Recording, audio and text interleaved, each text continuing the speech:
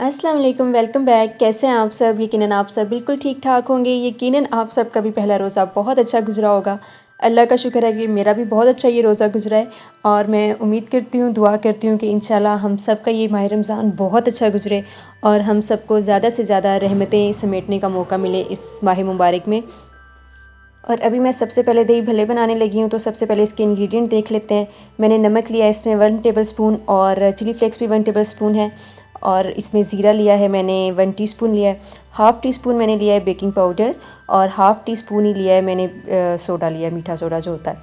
और इसके अलावा मैंने एक छोटी प्याज ली है और इसको भी मैंने बारीक काट लिया है। और 1 टीस्पून मैंने लिया है लहसुन का पेस्ट लिया है, क्योंकि मेरे पास पेस्ट ही पड़ा हुआ था तो मैंने पेस्ट ले लिया है।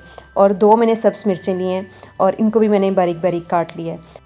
और ये दही भल्ले मैं बनाने लगी हूँ दाल माश के, और दाल माश मैंने लिए 1 कप लिए और इसको मैंने तकरीबन 3 घंटे भिगो के रखा है 1 कप दाल माश को।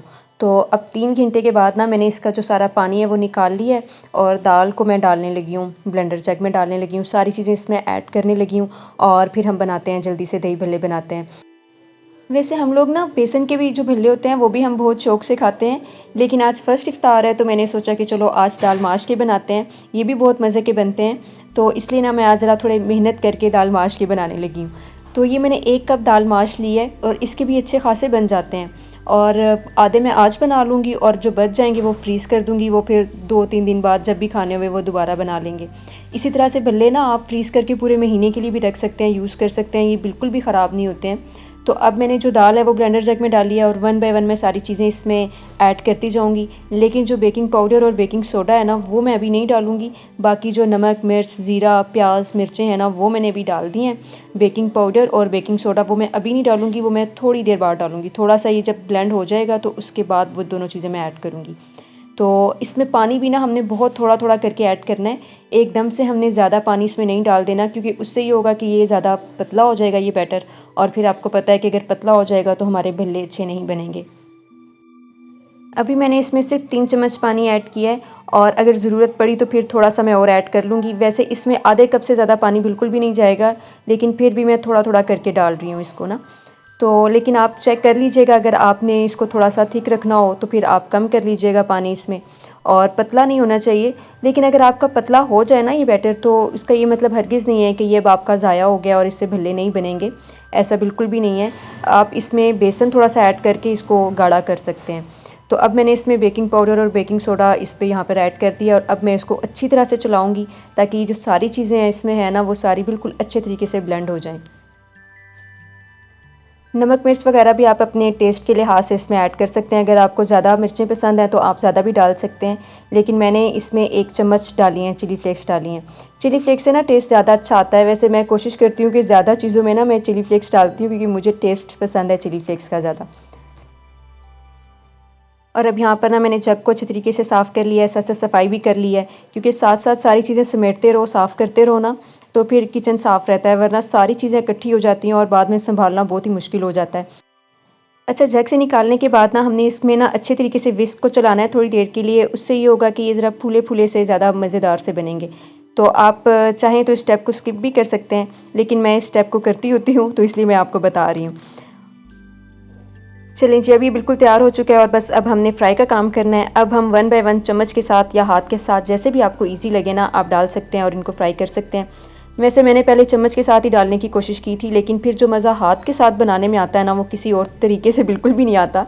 तो फिर मैंने अपने देसी तरीके से इन्हीं हाथ से बनाने शुरू किए और बहुत ही अच्छे गोल गोल खूबसूरत से बल्ले बने हैं। ऑयल हमारा अच्छी तरह से गर्म होना चाहिए।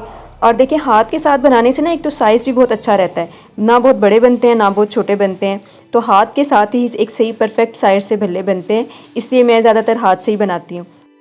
वैसे भी ज़्यादातर ये भल्ले वगैरह इस तरह की चीज़ें हम रमज़ान वगैरह में ही बनाते हैं, बाकी तो सारा साल बनाते नहीं हैं।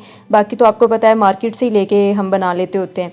तो फिर शुरू शुरू में इतनी परफेक्शन नहीं होती है, लेकिन फिर जब थोड़े से बना लेते हैं ना तो फिर से ही परफेक्ट बनना शुरू हो जाते हैं।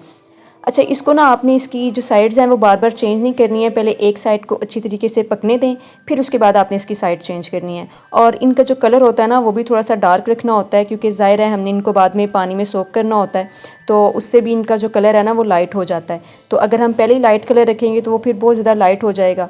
तो जैसे मार्केट में मिलते हैं ना थोड़े डार्क कलर के होते हैं, तो यहाँ पर भी हमने कलर ज़रा डार्क ही रखना होता है इनका। रमज़ानुल मुबारक में ना इस तरह के काम करते हुए इतना मज़ा आता है, इतनी खुशी होती है कि अपने हाथ से कोई चीज़ बना के वो अपने घर वालों को खिलाई जाए, तो बहुत ही अच्छा लगता है। वैसे तो सारा साल यही होता है कि हम लोग समोसे वगैरह भी बाहर से मंगवा के खाते रहते हैं, दही भल्ले भी बाहर से मंगवा के खा लेते हैं। यानी अगर घर में बना भी लेना तो भल्ले वगैरह तो हम बाहर से ही मंगवा लेते होते हैं, या पापड़ी वगैरह भी।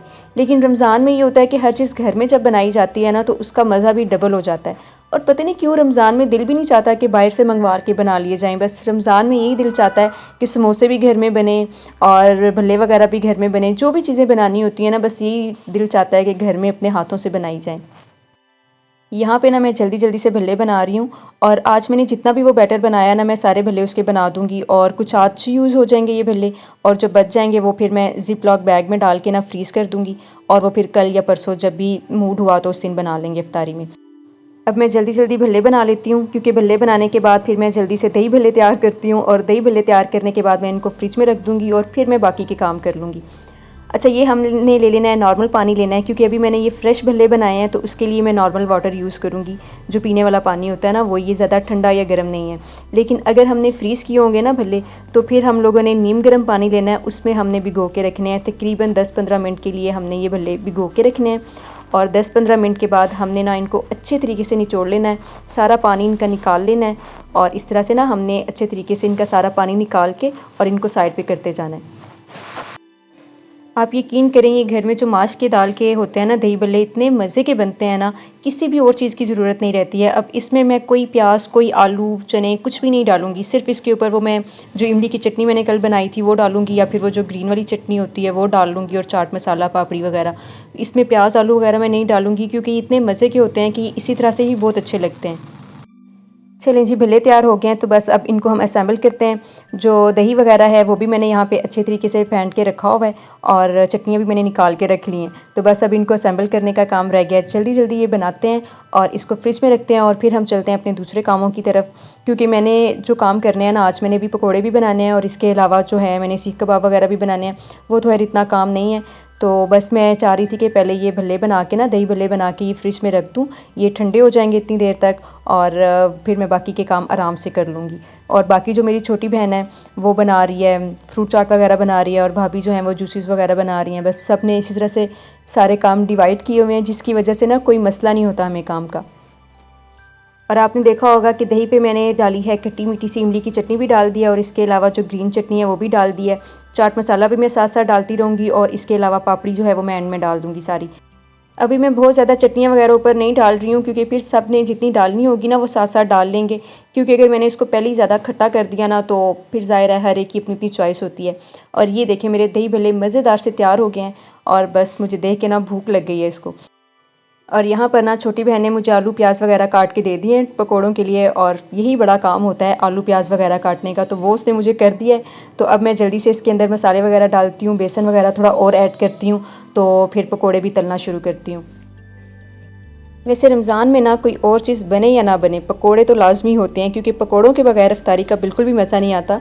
क्योंकि पकोड़े अगर ना होना तो बस अफ्तारी सूनी सूनी सी लगती है। तो पकोड़े तो मस्ट होते हैं हर घर में। और हम लोग ना वैसे ये आलू वाले पकोड़े भी बहुत शौक से खाते हैं। तो ये मैंने आलू वगैरह भी काट लिए हैं सारे, और बाकी भी सारा मसाला वगैरह मैंने सारा तैयार कर लिया है। तो बस अब इनको फ्राई करने का काम रह गया है, जल्दी जल्दी फ्राई करते हैं। पकोड़े बनाने के बाद ना मैंने सीख कबाब बनाने हैं। सीख कबाब मैंने नहीं बनाने हैं, वो मार्केट से बने बनाए आए हैं, मैंने जस्ट उनको फ्राई करना है, और वो कोई इतना लंबा चौड़ा काम नहीं होता। लेकिन मैंने साथ ना सीख कबाब की कढ़ाई भी तैयार करनी है, ताकि अगर बाद में किसी ने खाना खाना होगा तो वो फिर उसके साथ खाना वगैरह खा लेगा। तो उसमें भी कोई मुश्किल काम नहीं होता, बस सीख कबाब को फ्राई करना होता है, और बस मसाला भून के अच्छा सा तो उसमें सीख कबाब को रख के बस दम दे देना होता है। तो एक मज़ेदार सी कढ़ाई जो है सीख कबाब की वो बन जाती है। तो वो इतना लंबा काम नहीं है, इतना मुश्किल काम नहीं है। तो मैंने सोचा कि पहले पकोड़े बना लेती हूँ फटाफट। रमज़ानुल मुबारक में ना मेरी ये कोशिश होती है कि सारी चीज़ें सही टाइम पे बन जाएं, ताकि जो एंड वाले 5 to 10 मिनट्स होते हैं वो मुझे बिल्कुल फ्री मिल जाएं, और उसमें क्योंकि वही टाइम होता है दुआएं वगैरह मांगने का, तो मैं कोशिश मेरी यही होती है कि एंड वाले जो 5 मिनट होते हैं ना, वो कम से कम लास्ट में मेरे पास फ्री हों और मैं सारी चीज़ें सेट करके टेबल पे लगा दूँ उस टाइम पे ना। और ये पकोड़े भी मेरे बस बनते जा रहे हैं, बस ये थोड़े से ही रह गए हैं। और दूसरे चूल्हे पे ना मेरी बहन ने मसाला भूनना शुरू कर दिया, तो यहाँ पर ना मैं अब जल्दी से इन कबाबों को तल लेती हूँ। अभी तकरीबन ना रोज़ा खुलने में आधा घंटा ही रह गया, और ये जो आखिरी वाला आधा घंटा होता है ना, इतनी अफरा तफरी होती है इस वक्त हमारे किचन में कि बस ना पूछें। इतनी हंसी आती है ना मुझे देख के। हर कोई जल्दी जल्दी अपना काम ख़त्म कर रहा होता है, और बर्तनों का तो मत पूछें, इतने बर्तन जमा हो जाते हैं। और शुक्र है कि मुझे बर्तन नहीं धोने होते हैं इफ्तारी के, क्योंकि इफ्तारी के बर्तन बहुत ज़्यादा होते हैं। और इफ्तारी के जो बर्तन होते हैं ना, वो मेरी छोटी दोनों बहनों ने मिल के धोने होते हैं। तो इसलिए मैंने इफ्तारी के बाद कोई काम नहीं करना होता, तो मेरी कोशिश होती है कि मैं इफ्तारी से पहले पहले वाले काम कर लूँ, ताकि बाद में ना मैं ज़रा सुकून से आराम कर सकूँ। सीख कबाब सारे मैंने तल के रख लिए हैं, और यहाँ पे ना मैं मसाला भून रही हूँ। और ये बस देखें, ये बस तकरीबन तैयार हो ही गया है। इनमें से जो हाफ़ है ना सीख कबाब, वो मैं अभी इसमें कढ़ाई में डाल दूँगी, और बाकी के जो हाफ़ हैं वो भी हम इफ्तारी में वैसे खा लेंगे। तो मेरी जो इफ्तारी की तैयारी है ना, वो यहाँ पे कंप्लीट हो गई है तकरीबन। बाकियों की भी तैयारी चल रही है साथ साथ। तो मैं फिर अपने व्लॉग का यहीं पर ही एंड करती हूँ, क्योंकि अब टाइम बहुत कम रह गया है। तो मैं अपने व्लॉग का यहीं पर ही एंड करती हूँ। मैं आपसे मिलूँगी अपनी नेक्स्ट वीडियो में, और साथ रहिएगा, चैनल को लाइक करते रहिएगा, चैनल को शेयर भी कीजिएगा। और आपको मेरी ये पहली इफ्तारी की तैयारी कैसी लगी है, मुझे ये लाजमी बताइएगा। मैंने इसमें वही चीज़ें आपको दिखाई हैं जो मैंने बनाई हैं, जो मैंने काम किया ना, मैंने आपको वही दिखाया है। तो मैं आपसे मिलूँगी कल, तब तक के लिए अल्लाह हाफ़िज़। Thanks for watching.